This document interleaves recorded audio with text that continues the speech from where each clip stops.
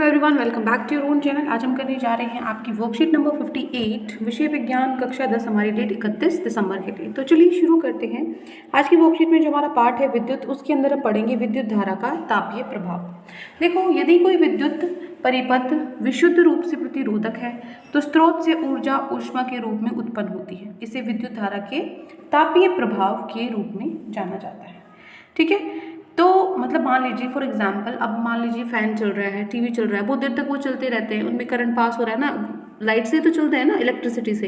अब विद्युत धारा की वजह से वो चल रहे हैं बहुत देर तक, तो आप उस बाद में उसको हाथ लगा के देखोगे तो वो गर्म हो जाते हैं चलने के बाद, है ना। वो क्यों होते हैं? वही है विद्युत धारा का तापीय प्रभाव। वो उस पर तापीय प्रभाव हीट की फॉर्म में वो निकलता है। ठीक है ना।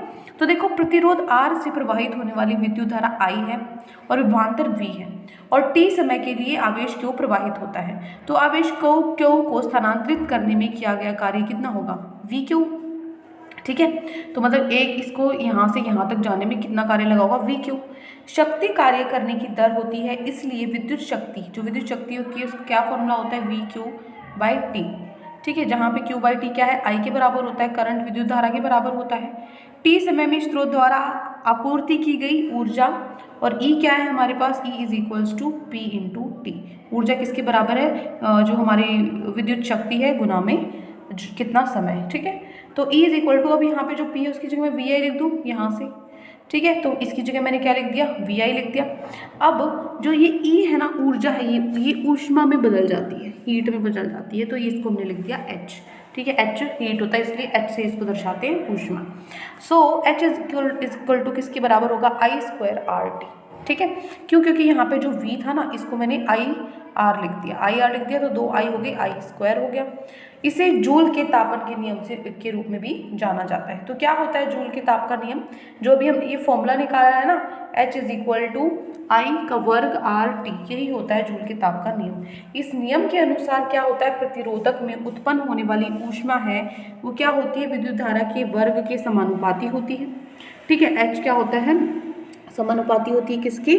I की। ठीक है, उसके बाद प्रतिरोध के समानुपाती होती है। H क्या होती है? प्रोपोर्शनल होती है R की। ठीक है, प्रतिरोध के समानुपाती होती है, और विद्युत धारा के समय के समानुपाती H T के समानुपाती होती है। ठीक है, सो ये हो गया हमारा जूल के ताप का नियम। अब देखो विद्युत शक्ति। विद्युत शक्ति जिस दर पर विद्युत परिपथ में विद्युत ऊर्जा का उपभोग या क्षय होता है, P = VI, V = IR या P = I²R। ठीक है, तो ये फॉर्मूला होता है ना, P = I, अभी ऊपर हमने करा था। तो क्या होता है? विद्युत शक्ति जिस दर पर विद्युत परिपथ में विद्युत ऊर्जा का उपभोग या क्षय होता है। ठीक है, शक्ति का जो SI मात्रक है वो क्या होता है? वोल्ट होता है, और 1 वोल्ट किसके बराबर होता है? 1 वोल्ट गुना में 1 एम्पियर। ठीक है, तो विद्युत ऊर्जा की व्यावसायिक इकाई किलोवाट घंटा kWh। ठीक है ना, समय हो गया किलोवाट। ठीक है, तो 1 किलोवाट प्रति घंटा, प्रति नहीं, मल्टीप्लाई में है घंटा, क्या होता है? 3.6 × 10⁻6 जूल। तो 1 किलोवाट आवर किसके बराबर होता है? 1 यूनिट विद्युत ऊर्जा के बराबर होता है। आपने देखा होगा जो घरों में ये मीटर वगैरह होते हैं, इसमें भी यूज़ करते हैं हम, जो आपने ये वर्ड हम यूज़ करते हैं, कमर्शियल है ना, यूनिट, व्यावसायिक इकाई वो होती है। तो विद्युत ऊर्जा की जो व्यावसायिक इकाई है तथा SI इकाई है, उसमें क्या संबंध होता है कि जो 1 किलोवाट आवर होती है ना, वो 1000 वाट के बराबर होती है, गुना में 3600 सेकेंड, मतलब 3.6 × 10⁻6 वॉट सेकेंड के बराबर होती है। ठीक है, इसको आप जूल में भी लिख सकते हो क्योंकि ये ऊर्जा का एक रूप है। तो 1 किलोवाट आवर किसके बराबर होता है? 3.6 × 10⁻6 जूल के बराबर। ठीक है, अब आता है विद्युत धारा के ताप प्रभाव के अनुप्रयोग। कहाँ कहाँ पे ये विद्युत धारा का हम प्रयोग करते हैं? अब देखो, जो विद्युत हीटर है, विद्युत बल्ब है, फ्यूज आदि है, इन सब उपकरणों में ताप प्रभाव वांछनीय है। ठीक है, मतलब मान लीजिए प्रेस वगैरह है, हीटर वगैरह आप जो यूज़ करते हैं सर्दियों में, तो वो यही तो विद्युत धारा, मतलब उसको इकट्ठा करते रहते हैं, तो और उससे क्या हो जाता है? जो उसका प्रभाव है, ऊष्मा का प्रभाव है, उसकी वजह से वो गर्म हो जाते हैं, जिसको हम अपने प्रेस करने में या हीटर के रूप में प्रयोग करते हैं। ठीक है, फिर विद्युत बल्ब में अधिकांश ऊर्जा बल्ब के तंतु द्वारा ली जाती है।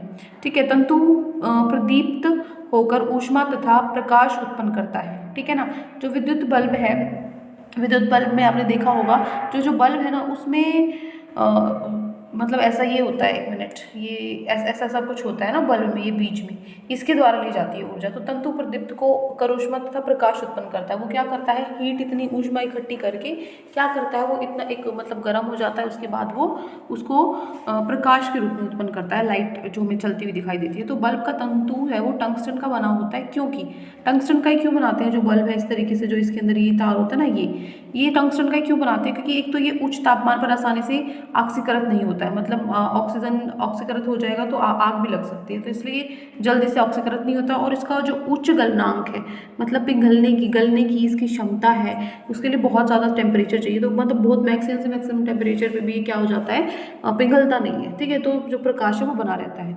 और बल्ब नाइट्रोजन और आर्गन जैसी रासायनिक रूप से निष्क्रिय गैसों से भरे होते हैं ताकि तंतु खराब ना हो, ठीक है ना। तो उसमें जो बल्ब है उसके अंदर दो गैसें भरी जाती हैं, कौन सी, नाइट्रोजन और आर्गन, ताकि जो बल्ब का वो है, जैसे जड़ वगैरह लग जाता है या कुछ भी, मतलब वो खराब ना हो, वो बना रहे, इसलिए ये गैस उसमें भरते हैं, ठीक है।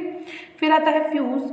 फ्यूज़ क्या है, यह एक सुरक्षा उपकरण है जो शॉर्ट सर्किट या ओवरलोडिंग की स्थिति में हमारे विद्युत उपकरणों की सुरक्षा करता है। एकदम से बहुत ज़्यादा तेज़ लाइट आ जाती है या फिर एकदम से बहुत कम लाइट आ जाती है ना, शॉर्ट सर्किट वगैरह हो जाता है, ओवरलोड हो जाता है, तो वहाँ पे ये फ्यूज़ का प्रयोग होता है। तो फ्यूज़ हमेशा लाइव तार के साथ श्रेणी क्रम में संयोजित होता है, ठीक है। श्रेणी क्रम हमने पढ़ा था ना, पार्श्वक्रम और श्रेणी क्रम, तो ये हमेशा श्रेणी क्रम में जुड़ा होता है लाइव तार के साथ, ठीक है। देखो, और यहाँ पे क्वेश्चन भी दिया हुआ है, ये भी कर, चलो ट्राई कर लेते हैं, फिर क्वेश्चंस पे चलेंगे हम। उदाहरण है, एक बल्ब 220 वोल्ट के स्रोत से 0.5 एम्पीयर विद्युत धारा लेता है, तो बल्ब की शक्ति ज्ञात करो। V आपको दिया हुआ है, I आपको दिया हुआ है, तो विद्युत धारा की शक्ति क्या होती है, P = VI होता है। V 220 है, I आपका 0.50 है, क्या हो जाएगा 110 वोल्ट, ठीक है। चलिए आगे है हमारे प्रश्न उत्तर। तो आज की वर्कशीट में ये 4 प्रश्न आपको दिए गए हैं, फटाफट से कर लेते हैं इनको। पहला प्रश्न है, जूल के तापन नियम की व्याख्या करो। क्या होता है जूल का तापन नियम, तो देखो जूल के ताप का नियम, इस नियम के अनुसार प्रतिरोधक में उत्पन्न होने वाली ऊष्मा है विद्युत धारा के वर्ग के समानुपाती होती है। किसके समानुपाती होती है, विद्युत धारा के समानुपाती होती है, और R के प्रतिरोध के समानुपाती होती है, और T विद्युत धारा के समय के समानुपाती होती है। जो ये फॉर्मूला है ना, H = I² RT, बस I के समानुपाती, R के समानुपाती और T के समानुपाती, बस यही होता है जूल के ताप का नियम, ठीक है। चलिए आगे बढ़ते हैं, हो गया प्रश्न नंबर 1। आगे बढ़ते हैं प्रश्न नंबर 2 पे। फ्यूज तार उपकरणों की सुरक्षा कैसे करता है। देखो, फ्यूज ऐसे तार का टुकड़ा होता है जिसके पदार्थ का गलनांक बहुत कम होता है, ठीक है। तो जब परिपथ में अति भारण या लघुपथन के कारण बहुत अधिक धारा प्रवाहित हो जाती है, तब फ्यूज का तार गर्म होकर पिघल जाता है। इसके फलस्वरूप परिपथ टूट जाता है और उसमें धारा प्रवाहित होनी बंद हो जाती है, ठीक है ना। क्या समझे, मतलब गलनांक देखो बहुत कम होता है, तो आसानी से जैसे ही बहुत ज़्यादा मतलब विद्युत धारा है, मतलब करंट है, तो क्या करेगा, इतना गलनांक कम तो है ही उसका, तो थोड़े से में ये पिघल जाएगा। तो जो तार है वो बीच में से, जो हमारा सर्किट है, ठीक है, उसमें से बीच में से तार ही बीच में से मान लो ब्रेक हो जाता है, गल जाता है, अलग अलग हो जाता है। विद्युत धारा की जो प्रवाह की मतलब बंद हो जाएगा, वहाँ पे बीच में प्रवाह बंद हो जाएगा। तो इसका मतलब चाहे बहुत तेज़ लाइट है या बहुत कम लाइट है, तो चीज़ें जलने से, खराब होने से बचा लेता है ये, ठीक है। इसलिए ये फ्यूज़ है, ये इस तरीके से सुरक्षा करता है। क्लियर। आगे बढ़ते हैं प्रश्न नंबर 3 पर। बिजली के लैंप के तंतु लिए टंगस्टन का उपयोग, तंतु के लिए, ठीक है ना, के लगा लो यहाँ पे, तंतु के लिए टंगस्टन का उपयोग क्यों किया जाता है। तो देखो, बिजली के लैंप के तंतु के लिए टंगस्टन का उपयोग इसलिए किया जाता है क्योंकि एक तो ये उच्च तापमान पर आसानी से ऑक्सीकृत हो जाता है, ठीक है। दूसरा, इसका गलनांक है वो ज़्यादा होता है, उच्च होता है, ठीक, गलता नहीं है। और तीसरा, इसमें जो बल्ब के अंदर नाइट्रोजन आर्गन जैसी कुछ गैसें होती हैं जिससे तंतु खराब नहीं होता। तो इसलिए ये जो बिजली के लैंप है इसमें हम टंगस्टन का प्रयोग करते हैं, ठीक है। आग वाग नहीं लगती क्योंकि ऑक्सीकृत नहीं होता, गलता नहीं है, तो लाइट नहीं बंद होती इस तरीके से, ठीक है। चलिए नेक्स्ट है क्वेश्चन नंबर 4। चौथा है, कौन अधिक ऊर्जा का उपयोग करेगा। 1 घंटे में 250 वोट टीवी का सेट या 10 मिनट में 1200 वोट का टोस्टर जिसमें आप ब्रेड वगैरह बनाते हो, तो इसमें से कौन ऊर्जा का अधिक प्रयोग करेगा। देखो प्रश्न नंबर 4। सो देखो, टीवी की जो विद्युत शक्ति है वो कितनी दी हुई है, 250 वोट दी हुई है ना। और टीवी द्वारा लिया गया समय 1 घंटा है, उसको हम सेकंड में बदल देंगे, 3600 सेकंड हो जाएगा। टोस्टर की विद्युत शक्ति 1200 वोट दी हुई है, ठीक है। तो टोस्टर का द्वारा लिया गया समय 10 मिनट दिया हुआ, इसको भी सेकंड में बदल देंगे, 600 सेकंड आ जाएगा, ठीक है। तो अब हमारे पास टीवी का क्या क्या दिया हुआ है, हमारे पास विद्युत शक्ति दी हुई है, समय दिया हुआ है, दोनों का, टीवी का भी और टोस्टर का भी। अब देखो विद्युत शक्ति जो है एक मिनट। विद्युत शक्ति का जो सूत्र है वो क्या होता है, ऊर्जा बटे में समय। अब हमें निकालनी तो ऊर्जा है, ठीक है, तो समय ऊपर इसके साथ गुना में हो जाएगा, विद्युत शक्ति गुना में समय। तो टीवी सेट का भी टोस्टर का भी हम ऊर्जा निकालेंगे। यहाँ से क्या होगा, P1 इंटू T1, मतलब जो विद्युत शक्ति है गुना में समय कितना हो जाएगा। टीवी का था 250 गुना में 3600, मतलब 9 गुना 10 की पावर 5 जूल। इसी तरीके से टोस्टर का निकालेंगे। पी की वैल्यू क्या थी, 1200 वोट दिया हुआ था, समय 600, तो कितना हो जाएगा 7.2 10 की पावर 5 जूल। तो किसका ज़्यादा है, इसका या इसका? इसका 7.2 है, इसका 9 है। किसका ज़्यादा है, टीवी द्वारा ऊर्जा अधिक उपयोग की गई है। यही पूछा था कि कौन ज़्यादा ऊर्जा लेगा, तो टीवी द्वारा की गई है, ठीक है। तो ये हो गया आपका क्वेश्चन नंबर 4। तो ये 4 प्रश्न आज आपकी वर्कशीट में दिए गए थे। आई होप आपको अच्छे से समझ में आ गए हैं। कोई भी डाउट है किसी भी क्वेश्चन में तो कमेंट सेक्शन में आप मुझसे पूछ सकते हैं। और अगर आपको लेक्चर अच्छा लगे चैनल को सब्सक्राइब कर सकते हैं, वीडियो को लाइक कर सकते हैं। आज के लिए इतना ही, मिलते हैं नेक्स्ट वीडियो में। जल्द and take care, bye bye.